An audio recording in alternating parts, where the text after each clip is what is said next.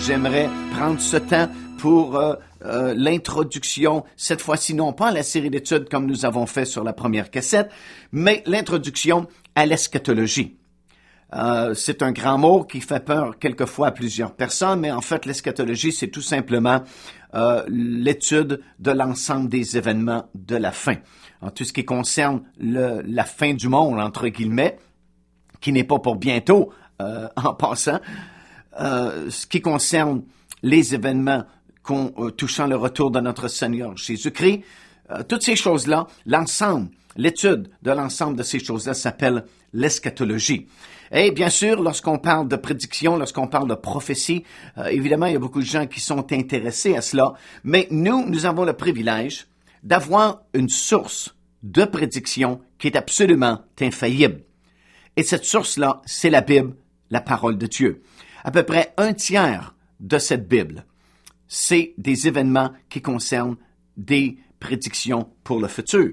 Alors, ça veut dire que la Bible est remplie de prophéties, de prédictions, et jusqu'à maintenant, toutes les prophéties qui devaient s'accomplir avant ce temps où nous sommes aujourd'hui ont été rigoureusement accomplies dans les moindres détails tels qu'elles nous avaient été données. Et il y a certaines prédictions qui contenaient tellement de détails, tellement de précisions, que c'est presque impossible que ça s'accomplisse exactement dans tous ces moindres détails tels que ça nous a été donné. Et la preuve que la Bible est vraiment une source infaillible et que c'est vraiment la vérité, la parole de Dieu, c'est que toutes ces prédictions qui devaient s'accomplir avant aujourd'hui l'ont été dans tous les détails qui nous avaient été fournis par la parole du Seigneur. Vous savez, plus vous ajoutez de détails, évidemment, plus c'est compliqué pour l'accomplissement. Si je prédis, par exemple, que demain, il fera beau, ben j'ai 50% déjà des chances que ma prédiction soit exacte, parce que il peut soit faire beau ou mauvais. Je n'ai que 2 choix. Pourquoi? Parce que j'ai pas donné beaucoup de précision. Mais si je vous donne beaucoup plus de détails, et si je dis, par exemple, je prédis que demain avant-midi, il va faire beau, et demain après-midi, il va pleuvoir, ben déjà, c'est plus compliqué à accomplir parce qu'il y a plus de détails. Maintenant, imaginez s'il fallait que je vous prédise que demain, il va faire beau jusqu'à 10 heures à peu près. Ensuite, ça va se couvrir jusqu'à midi. À midi, il va pleuvoir, mais ça va se remettre au beau temps. Vers 14 heures, à nouveau, ça va se couvrir. Vers 16 heures, il va pleuvoir à nouveau, mais ça va se remettre au beau temps. Puis on aura de la pluie en fin de soirée. Alors, c'est très risqué. Parce que j'ai ajouté beaucoup de conditions. Alors, il y a de telles prédictions dans la parole de Dieu qui avaient tellement de détails que c'est humainement impossible qu'elles soient accomplies dans tous ces moindres détails. Pourtant, chacune d'elles a été rigoureusement accomplie comme ça avait été prophétisé. Alors, c'est une grande preuve que cette source est infaillible. Pourquoi? Parce que la Bible, c'est la vérité, c'est la parole de Dieu. Et dans la 2e épître de Pierre, dans le 1er chapitre et au verset 19, nous lisons ces paroles. Ça dit, « Et nous tenons pour d'autant plus certaine la parole prophétique, à laquelle vous faites bien de porter attention, comme à une lampe qui brille dans un lieu obscur, jusqu'à ce que le jour vienne apparaître et que l'étoile du matin se lève dans vos cœurs. Sachant tout d'abord vous-même qu'aucune prophétie de l'Écriture ne peut être un objet d'interprétation particulière, car ce n'est pas par une volonté d'homme qu'une prophétie a jamais été apportée, mais c'est poussé par le Saint-Esprit que des hommes ont parlé de la part de Dieu. Alors voilà la raison pour laquelle les prédictions bibliques sont absolument infaillibles, parce que ça n'a pas été donné par la volonté d'un homme, comme nous venons de lire ici, mais c'est poussé par le Saint-Esprit que des hommes ont parlé de la part de Dieu, nous dit l'apôtre Pierre. Et c'est pourquoi au début de ce 19e verset, il nous dit ceci, et nous tenons pour d'autant plus certaines.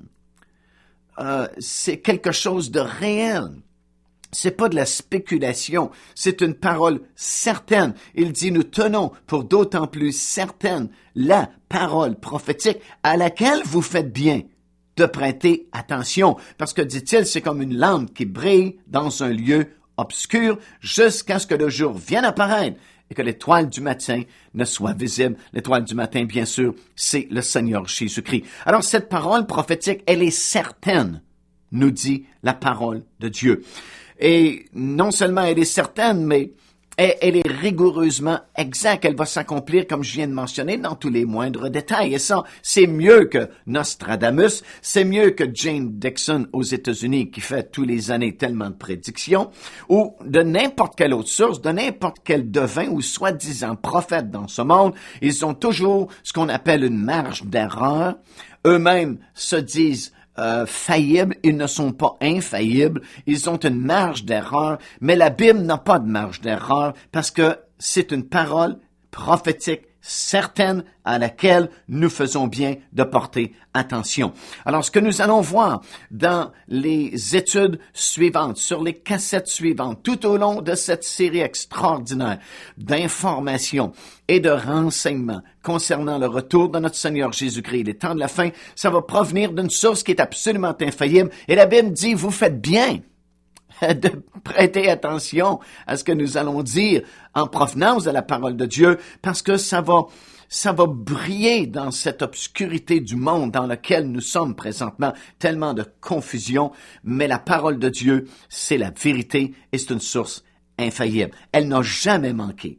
Prenons par exemple, il y a beaucoup, vous savez, de prédictions, comme j'ai mentionné, un tiers de ce livre-là, ce sont des prophéties, des prédictions, et on pourrait bien sûr, pour établir la vérité de ces prédictions-là, l'exactitude de ces prédictions-là, penser des mois, en fait, à fouiller toutes les prophéties, les prédictions de la Bible sur tous les sujets possibles et imaginables et remarquer l'exactitude de chacune d'elles. Mais voilà quelque chose qui est vraiment frappant ici, extraordinaire. Ce sont les nombreuses prophéties au sujet de la venue du Seigneur Jésus-Christ dans ce monde, lorsqu'il est venu pour la première fois. Maintenant, dans cette série d'études, nous sommes en train d'étudier sa deuxième venue. Mais savez-vous que pour sa première venue, lorsqu'il est venu dans ce monde à Bethléem, né comme un petit bébé, il y avait de nombreuses prophéties qui avaient été données avec énormément de détails. Par exemple, la Bible avait prédit qu'il viendrait de la tribu de Juda et que ce Seigneur serait un descendant du trône de David, et non seulement cela, mais qu'il naîtrait d'une vierge. Quelque chose d'impossible, humainement impossible. Alors, ces prédictions-là avaient été faites dans les livres de Genèse, par exemple, chapitre 40 et le verset 10, le livre du prophète Ésaïe, chapitre 7 et le verset 14, Ésaïe, chapitre 9, versets 5 et 6, et ces prédictions ont été accomplies. Parce qu'effectivement, Jésus était de la tribu de Juda, il était le descendant du trône plutôt de David, et il est né d'une vierge. Nous lisons ça partiellement dans Matthieu, chapitre 2 et le verset 1. Il y a d'autres prédictions qui nous assuraient qu'il serait précédé d'un messager qui viendrait avant lui et préparerait son chemin. Ésaïe, chapitre 40 et le verset 3. Et c'est vraiment accompli dans Matthieu, chapitre 3, versets 1 et 2, où on a dit que Jean-Baptiste a paru et il est venu pour préparer la venue du Seigneur. Troisième prédiction, c'était prédit dans la parole de Dieu qu'il devait naître à Bethléem, Ephrata, la plus petite ville de Juda. Et c'était vraiment un endroit où on n'aurait jamais imaginé que le Sauveur arriverait. C'était la plus petite ville, en fait, du territoire de Juda. C'était prophétisé dans le livre de Michée, chapitre 5, verset 1, et nous voyons l'accomplissement dans Matthieu, chapitre 2 et le verset 6. C'était prédit qu'il entrerait à Jérusalem sur le dos d'un âne. Zacharie, chapitre 9 et le verset 9. Et c'est ce qu'il a fait, effectivement, dans Luc, chapitre 19, verset 35 jusqu'à 37. Cinquièmement, c'était prédit qu'il serait trahi par un ami proche. Psaume 41, verset 10. Et évidemment, ça s'est accompli par Judas, comme nous le savons, dans Matthieu, chapitre 26, versets 47 et 48. Sixième prédiction, c'était prédit qu'il serait vendu pour 30 cycles d'argent, C'était prophétisé dans Zacharie, chapitre 11, verset 12, et nous lisons l'accomplissement dans Matthieu, chapitre 26 et le verset 15.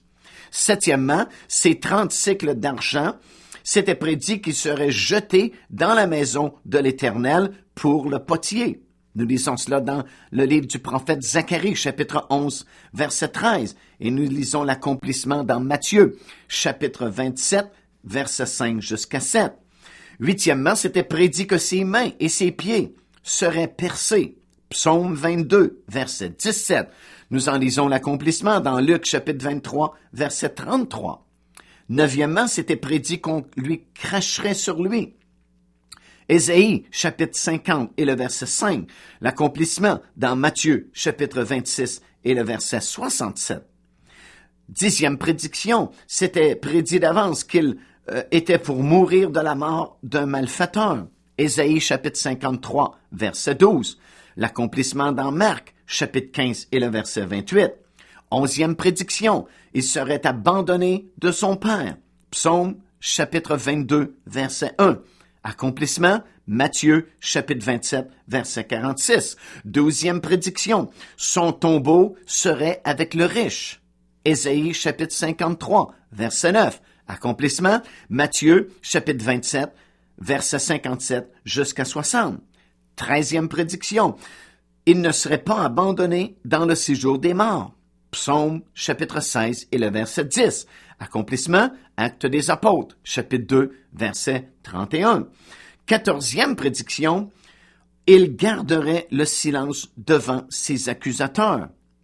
Ésaïe, chapitre 53, verset 7. L'accomplissement dans Matthieu, chapitre 27, verset 12 jusqu'à 14.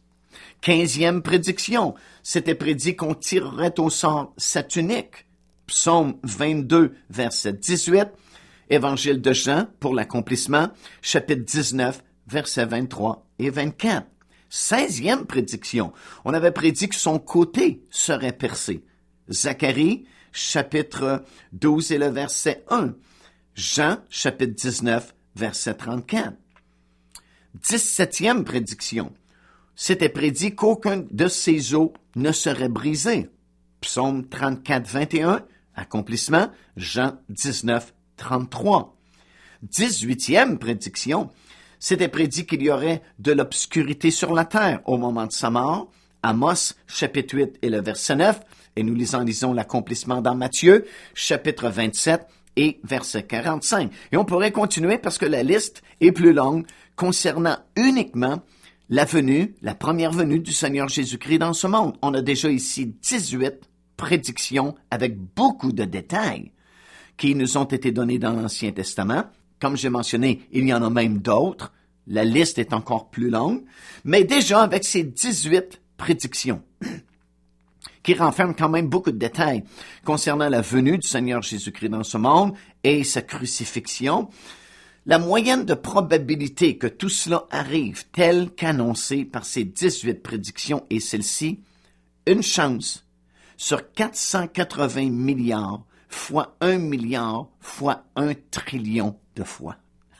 Il y a même plus de chiffres pour les compter. Je ne peux pas vous dire qu'est-ce que ça fait parce que on n'est plus capable de compter jusque-là. Une chance sur 480 milliards fois 1 milliard fois 1 trillion de fois. Alors imaginez-vous, c'est humainement impossible que toutes ces prédictions s'accomplissent concernant la première venue du Seigneur Jésus-Christ et son œuvre sur cette planète. Mais nous savons que chaque détail a été rigoureusement accompli. Je viens de vous donner les références du Nouveau Testament qui nous montrent, qui nous prouvent les accomplissements de ces 18 prédictions uniquement concernant la venue du Seigneur Jésus-Christ dans ce monde et sa crucifixion. Alors, s'il fallait prendre les prédictions, les prophéties concernant la chute des empires, le jugement de Dieu sur des nations comme Babylone, l'Assyrie, l'Égypte et toutes les nombreuses prédictions de la Bible, on en arriverait à la même conclusion, c'est-à-dire qu'elles sont rigoureusement exactes. C'est une parole certaine, comme nous a dit l'apôtre Pierre dans ce texte que nous avons lu il y a quelques instants, et nous faisons bien porter attention à ces prédictions parce qu'ils ont été prouvés par le passé rigoureusement exact. Et si nous nous donnions la peine de prendre chacune des prédictions de la Bible comme je viens de mentionner, on trouverait des moyennes de probabilité d'accomplissement comme je viens de vous mentionner, où on a même plus de chiffres pour chiffrer l'unique chance sur le X nombre de fois, parce que c'est humainement impossible que ça s'accomplisse exactement dans tous ces nombreux détails. Mais ça s'est accompli parce que c'est la parole de Dieu. Maintenant, on est autour évidemment de l'an 2000. Et il y a énormément d'intérêt pour ce qu'on appelle l'eschatologie, l'ensemble de cette étude de l'ensemble des événements de la fin. Énormément d'intérêt pour les prophéties de la fin. Et c'est même renouvelé cet intérêt-là dans le monde, chez les gens du monde, parce que ces gens-là sont inquiets. Parce que, bon, on est autour de l'an 2000, mais non seulement cela, parce que il y a beaucoup de bouleversements dans ce monde. Time Magazine publiait dans son édition de l'automne 1992 ce titre suivant, Au-delà de l'an 2000. Et si même chez nous, au Québec, dans le Journal de Montréal du mois de décembre 1996, on avait un grand article qui s'intitulait Vision de l'an 2000. Et en sous-titre, 5 de nos prophètes se prononceront. Et puis on explique, bon, que à la fin du siècle dernier, on croyait que l'avènement du 20e siècle marquerait le début d'une ère de prospérité et de paix. Si les 95 dernières années ont été en effet connues pour leur boom scientifique, ce furent également des années les plus meurtrières avec quelques 65 millions de morts au cours des guerres. Donc le 20e siècle a été tout sauf un siècle de paix. Or, qu'en sera-t-il donc dans les quelques années qui viennent, alors qu'on embarquera dans le 21e siècle? Et puis on se donne la peine, bon, dans cet article du Journal de Montréal, d'expliquer les craintes des gens et que ces 5 soi-disant prophètes, bon, ils vont nous prédire un petit peu qu'est-ce que sera de l'air au-delà de l'an 2000. Il y a de l'inquiétude parce que soudainement, le monde est bouleversé. Des institutions sont renversées. Des choses qui semblaient immuables soudainement sont disparues. Par exemple, le mur de Berlin qui est disparu en 1989, le démantèlement de l'URSS, qui aurait cru que cet empire mondial, qu'on disait égal aux États-Unis d'Amérique, tomberait de façon si rapide. Le démantèlement de l'URSS, c'est vraiment quelque chose qui a bouleversé le monde entier.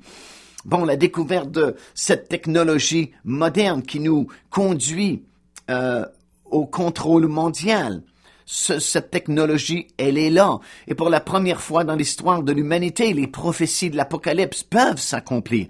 On a parlé d'un gouvernement mondial qui serait tellement totalitaire, tellement en contrôle de ce monde, qu'il serait capable de contrôler, en fait, la vie personnelle de chaque individu sur cette planète, à un tel point que personne, dit l'apôtre Jean, ne pourra plus ni acheter, ni vendre, sans avoir la marque 666 imprimée sur la paume de sa main droite ou sur son front, le chiffre qui signifie le nom de ce gouvernement mondial de cet antéchrist.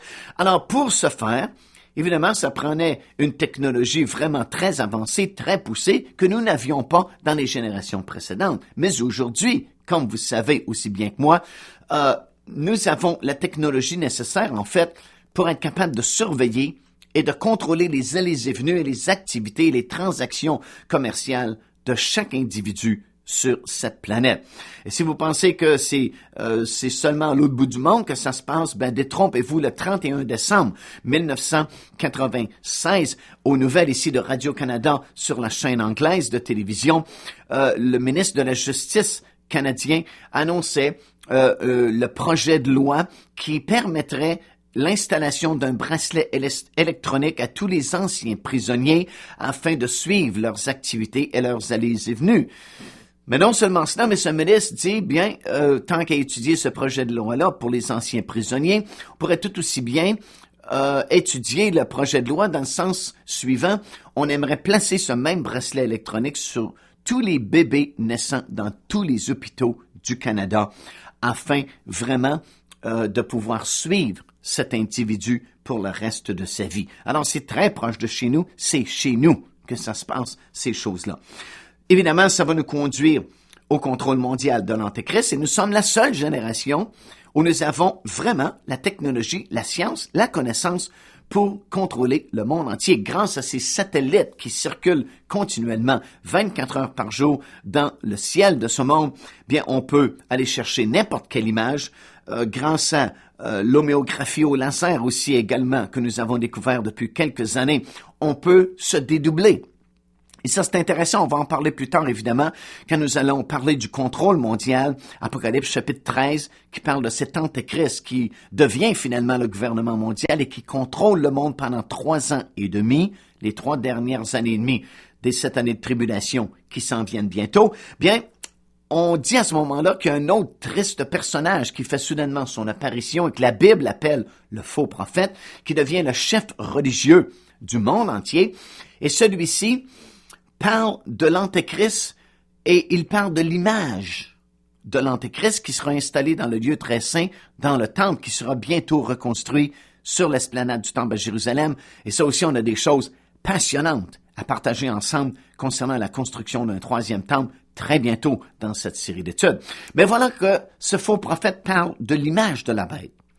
Et jusqu'à présent, on avait imaginé toutes sortes de choses. Qu'est-ce que ça voulait dire, l'image de la bête?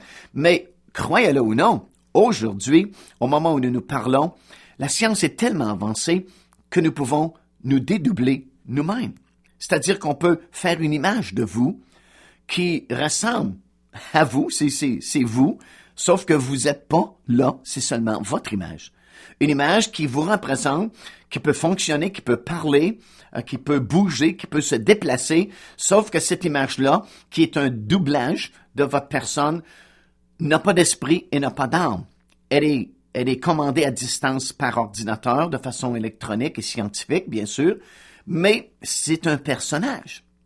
Alors, on peut mieux comprendre maintenant, lorsqu'on parle de l'image de la bête qui est installée dans le lieu très saint, c'est pas nécessairement la personne elle-même, la personne peut être n'importe où ailleurs dans ce monde, et son doublage est là, en personne aussi, dans le temple à Jérusalem. Alors, ça, on n'a jamais connu ça dans aucune autre génération. C'est pourquoi nous savons que nous sommes la génération de la fin, nous sommes la seule génération qui a la technologie pour accomplir les prophéties de la fin dans le livre de l'Apocalypse. Le mouvement du Nouvel Âge aussi, qui est en train d'unifier le monde religieux en leur expliquant qu'ils n'ont pas besoin vraiment de changer de religion, peuvent garder leur confession religieuse, mais faire partie de ce nouveau mouvement, parce que c'est un mouvement spirituel. En fait, l'enseignement de base, c'est que nous sommes tous Dieu et nous pouvons nous auto-guérir, nous auto-suggérer, nous auto-commander, ainsi de suite. Ils ont le toucher thérapeutique et toute une liste, on va en parler un petit peu plus tard, lorsqu'évidemment aussi on va toucher la question du gouvernement mondial et on va en prendre beaucoup de choses et les pas de géant qu'on est en train de faire dans notre génération qui vont nous conduire éventuellement à ce contrôle politique, contrôle religieux et contrôle économique. Parlant de l'économie, ben c'est la même chose, on s'en vient à former une économie mondiale unique. Dans très peu de temps, vous aurez l'euro, la nouvelle pièce monétaire de la CEE, qui est la renaissance de l'ancien empire romain, qui est un autre grand accomplissement prophétique que nous allons étudier un petit peu plus tard. Et, bien, vous savez, éventuellement, il n'y aura qu'un seul système financier mondial, international, qui sera saisi par l'Antéchrist lorsqu'il viendra et qu'il régnera sur cette terre pendant ces 3 dernières années. Puis il y a l'écologie de la planète qui inquiète énormément les gens. Il y a quelque temps à peine, encore une fois, sur la chaîne anglaise de Radio-Canada, la télévision, on a fait une série et ce sont des scientifiques canadiens, majoritairement, quelques Américains aussi, qui ont fait une étude sérieuse sur l'écologie de la planète et la conclusion qu'ils en tirent est celle-ci. La Terre, dans la condition où elle se trouve présentement, ne peut plus supporter une autre génération d'êtres humains. Mais écoutez bien, ces gens-là ne sont pas des chrétiens, des enfants de Dieu. Ce ne sont pas des gens qui prêchent la parole de Dieu comme nous le faisons aujourd'hui. Ce sont des gens qui ne sont même pas sauvés, qui ne connaissent même pas le Seigneur Jésus-Christ comme leur Seigneur et Sauveur personnel pour la plupart d'entre eux. Et ils en viennent à la même conclusion que la Bible. La Bible nous explique que nous sommes la dernière génération, c'est Jésus même qui le dit, je vais vous le dire dans quelques instants à nouveau, mais ces gens-là, qui sont des scientifiques, peuvent prouver scientifiquement que la Terre ne peut plus supporter une autre génération d'êtres humains. Pourquoi? Ben, parce que l'écologie de la planète, c'est fini. Je veux dire, ce qu'ils disent, ce sont les éléments de base qui et l'air que nous respirons, l'eau que nous buvons, la lumière, l'énergie solaire que nous avons, le sol d'où nous retirons nos légumes et nos fruits pour nous soutenir, c'est tellement pollué que c'est irrécupérable. C'est fini. Les gens du monde eux-mêmes le disent. Les scientifiques. C'est pas des gens à la maternelle là, qui ont eu une idée comme ça parce qu'ils ont trop mangé de pizza la veille. Non, c'est des études scientifiques, des gens sérieux, des gens qualifiés qui vous disent, c'est fini. Il n'y a pas d'autre génération après nous parce que l'écologie de la planète ne peut plus supporter. On va l'étudier plus en détail dans les cassettes suivantes. Vous allez voir, vous allez comprendre que c'est vraiment la fin. Non seulement la Bible le dit, mais les gens du monde le disent aussi. C'est tellement dans la pensée des gens, à l'époque de l'an 2000 où nous sommes, la question de la fin, ces nombreux bouleversements dont je viens de vous résumer très rapidement, l'inquiétude qu'il y a chez les gens, c'est tellement dans la pensée des gens, Armageddon, Megiddo, fin du monde, que je lisais récemment ici dans un journal israélien. En fait, c'est un magazine qui s'appelle The Jerusalem Report. Ça dit si Megiddo pourrait devenir un site touristique et archéologique de première classe dans les mois à venir. Pourquoi? Parce que des milliers de gens soudainement qui visitent actuellement Megiddo. Pourquoi Megiddo? On va l'apprendre aussi dans cette série d'études. C'est l'endroit où se réuniront des représentants de toutes les armées du monde pour la fameuse guerre d'Armageddon, qui est la dernière guerre mondiale qui va précéder le retour physique et littéral du Seigneur Jésus-Christ sur cette planète. Et ça devient le site touristique par excellence en Israël. Imaginez-vous comment la fin du monde, les événements de la fin sont dans la pensée des gens. Maintenant, dans cette série, nous allons apprendre exactement pourquoi il y a tellement de bouleversements. Pourquoi, par exemple, nous voyons ce démantèlement en URSS. Il y a une raison à cela.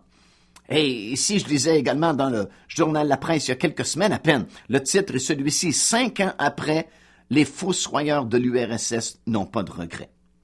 Puis l'article disait que 5 ans après, les 3 hommes qui ont proclamé la fin de l'URSS, le Russe Boris Eltsine, l'Ukrainien Khrouchtchev et l'autre personne qui est un nom très difficile à prononcer, j'ai mieux pas me risquer, n'ont pas de regrets, dit l'article, et ils estiment avoir tout simplement sauvé ce qui pouvait être encore sauvé. Maintenant, il y a des raisons derrière tout ça. Ça n'arrive pas par hasard, mais il y a un plan maître, en quelque part, qui nous est révélé dans la parole de Dieu, et par les Écritures, nous serons instruits au sujet de ces choses, et nous comprendrons également les raisons de tous ces bouleversements. Et ce ministère, le ministère de Pain de Vie, qui publie cette nouvelle série, les prophéties de la fin, nous sommes bien placés pour vous communiquer ces renseignements.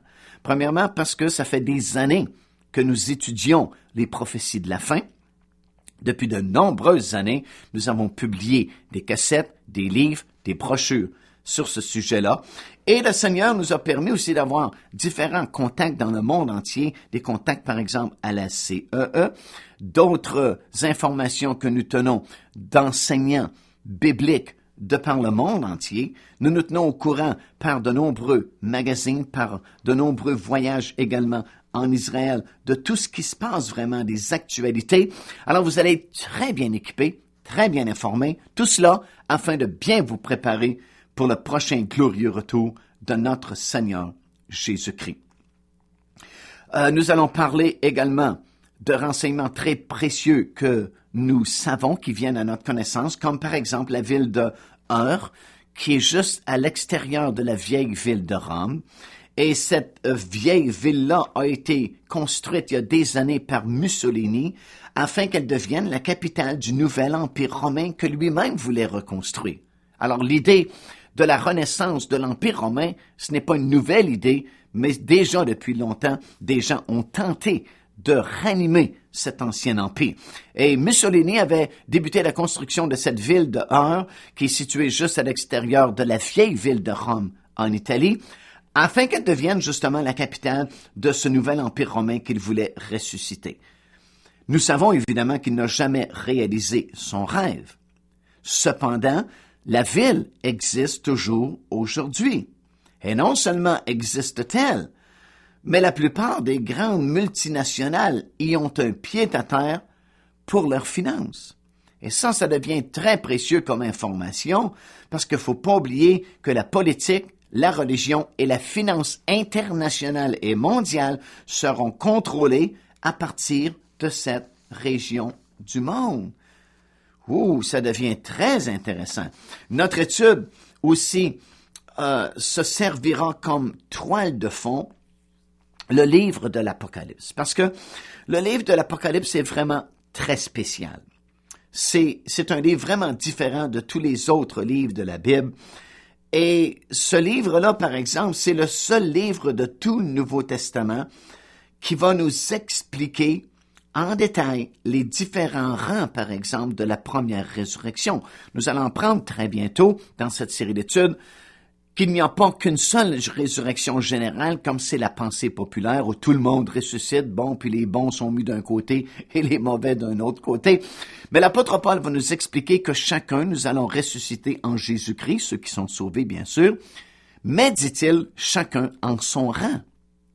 Ça veut donc dire que tous ceux qui ressuscitent en Jésus-Christ ne ressuscitent pas tous en même temps, mais chacun en son rang, selon les ordres de résurrection. Et en fait, nous allons découvrir qu'il y en a 7 rangs ou 7 ordres de la première résurrection, qui est la résurrection des justes. Et le livre de l'Apocalypse est le seul livre de toute la Bible qui va nous révéler ces 7 rangs ou ces 7 ordres de la première résurrection et va nous les expliquer en détail. Alors, c'est un livre vraiment très précieux, un livre qui va parler des événements de la fin également avec beaucoup de détails et qui va nous conduire jusqu'au retour glorieux de notre Seigneur Jésus-Christ, alors que son pied se posera sur la montagne des Oliviers qui est en face de Jérusalem. Grâce à ce livre également, nous allons apprendre ce que fera l'Église après l'enlèvement. Nous verrons les différents jugements de Dieu sur cette planète. Nous verrons la construction d'un 3e temple à Jérusalem.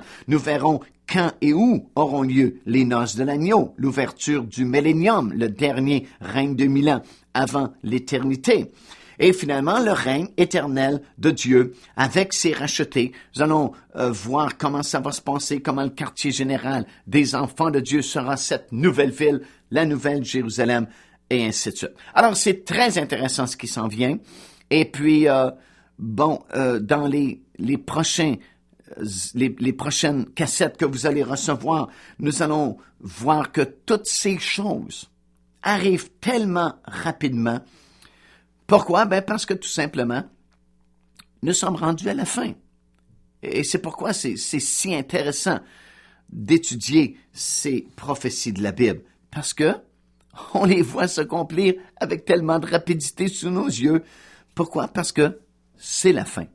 Pourquoi savons-nous cela? Premièrement, parce que Jésus l'a dit. Dans Luc chapitre 21, il nous affirme que la génération qui verra le retour d'Israël dans son pays et qui verra la libération de la ville de Jérusalem, c'est cette génération-là qui verra également l'accomplissement de toutes les dernières prédictions. Alors, nous savons que nous sommes cette génération-là, puisque c'est dans notre temps, dans notre génération, qu'Israël est redevenu une nation. 1948. C'est à notre époque, dans notre génération également, que Jérusalem a été libérée du joug des nations. Au mois de juin 1967, lors de la fameuse guerre des 6 jours, Jérusalem, la vieille ville, Jérusalem-Est, comme on l'appelait à l'époque, est redevenue sous le contrôle israélien. Maintenant, peut-être ça vous paraît bien banal, mais lorsque cet événement s'est produit, ça faisait au-delà de 2600 ans que Jérusalem n'appartenait plus au peuple juif.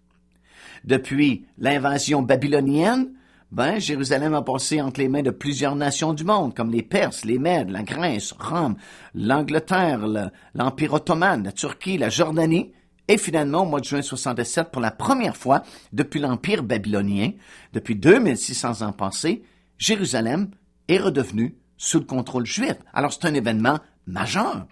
C'est une prophétie qui est vraiment très importante, très marquante pour les prophéties de la fin, parce que Jésus avait dit que Jérusalem serait foulée aux pieds par les nations jusqu'à ce que le temps des nations soit fini.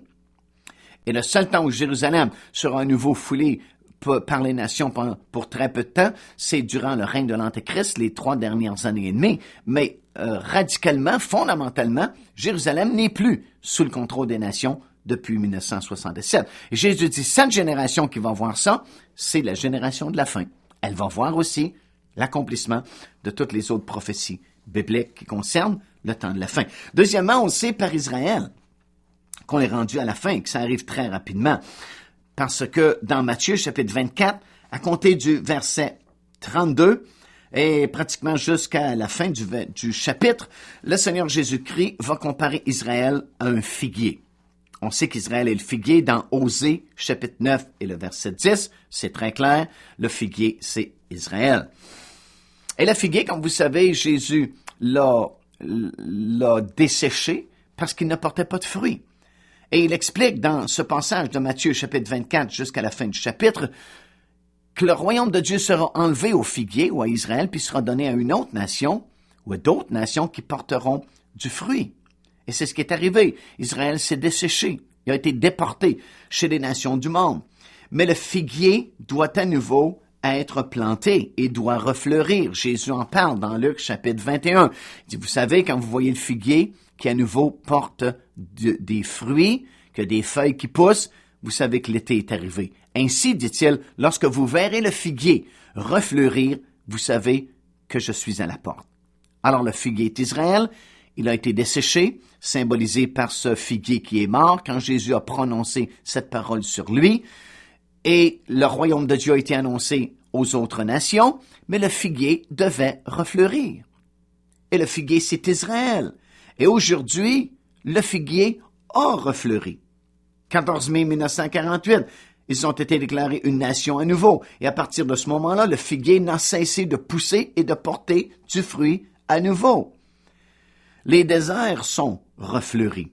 Une année, nous étions là avec un groupe dans le désert de Qumran, à la mer Morte, qui est un désert très sec, comme vous le savez sans doute. Et tout autour de la mer Morte, c'était rempli de coquelicots rouges. Et c'était tellement exceptionnel que les gens venaient avec leurs enfants en automobile pour montrer à leurs enfants ce miracle, parce que jamais de mémoire d'homme avions-nous vu une telle chose. Ça n'était jamais produit auparavant, mais les prophéties s'accomplissent.